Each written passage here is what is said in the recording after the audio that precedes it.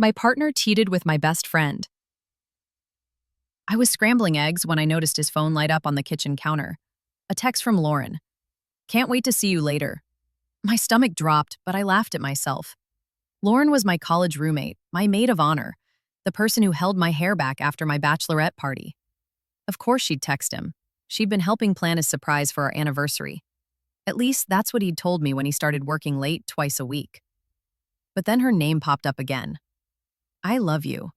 The spatula slipped from my hand. The eggs sizzled, burning to the pan as I stared at those 3 words. My heart thudded so hard I could feel it in my temples. Maybe it's a joke.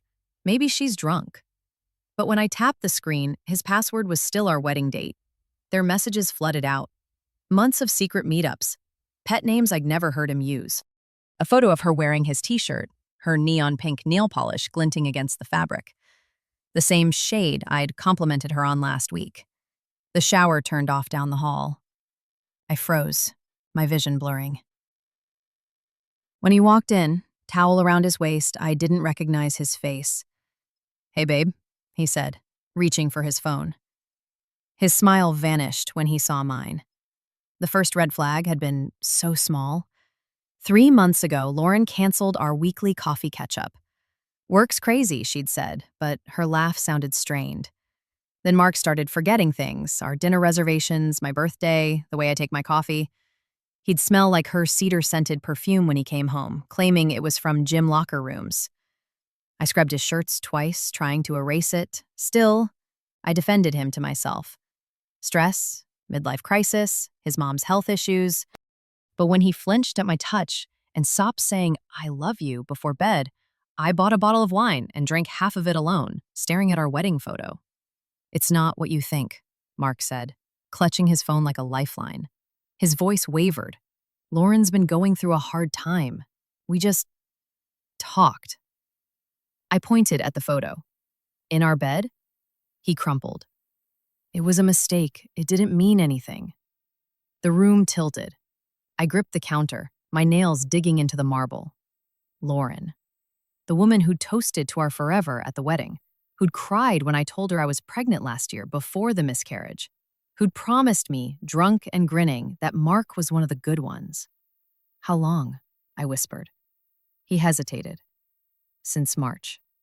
March. When I'd begged him to come with me to therapy after the pregnancy loss, he'd said he couldn't take time off work. I drove to Lauren's apartment in a daze. She opened the door in his sweatshirt, the one he'd lost at the office. Her face paled. I'm so sorry, she blurted. I never meant to hurt you. I didn't scream. I didn't cry. I just stood there, numb, as she rambled about unresolved feelings and things just happened. Her keys jingled in her shaking hands, the keychain I'd bought her in Mexico. Best friends forever. When I got home, Mark's suitcase was by the door. I'll stay at my brother's, he said. We can fix this. I locked myself in the bathroom and slid to the floor, cheek pressed to cold tiles. I didn't recognize my own sobbing, guttural, animal, the kind that leaves you gasping. Now I'm in a hotel room, staring at my silent phone.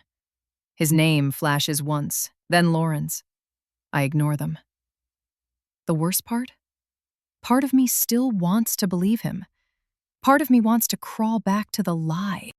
But then I open my suitcase. Buried under my clothes is the positive pregnancy test I took yesterday, the one I'd planned to surprise him with tonight. TLDR found texts between my husband and best friend revealing a months-long affair. Now, facing a pregnancy alone while wrestling with whether to give him a second chance.